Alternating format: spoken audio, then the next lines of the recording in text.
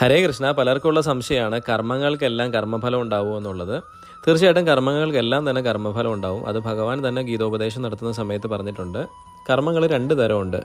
ഫലം ആഗ്രഹിച്ചുകൊണ്ട് ചെയ്യുന്ന കർമ്മങ്ങളെ സകാമ കർമ്മയോഗമെന്നും, ഫലം ആഗ്രഹിക്കാതെ സ്വന്തം പ്രവൃത്തി മാത്രം ചെയ്യുന്നതിനെ നിഷ്കാമകർമ്മമെന്നും പറയും. സകാമകർമ്മങ്ങൾക്കെല്ലാം ഫലം ഉണ്ടാവും. അപ്പോൾ നിങ്ങൾ ഒരു കാര്യം ശ്രദ്ധിക്കുക. സയൻസിലും പറയുന്നുണ്ട്, ന്യൂട്ടൻ്റെ ചലന നിയമത്തിൽ പറയുന്നുണ്ട്, for every action there is an equal and opposite reaction എന്ന് വെച്ചാൽ നമ്മൾ ചെയ്യുന്ന ഓരോ പ്രവൃത്തികൾക്കും തുല്യവും വിപരീതവുമായ പ്രതിപ്രവർത്തനം ഉണ്ടാവുമെന്ന് പറയുന്നുണ്ട്.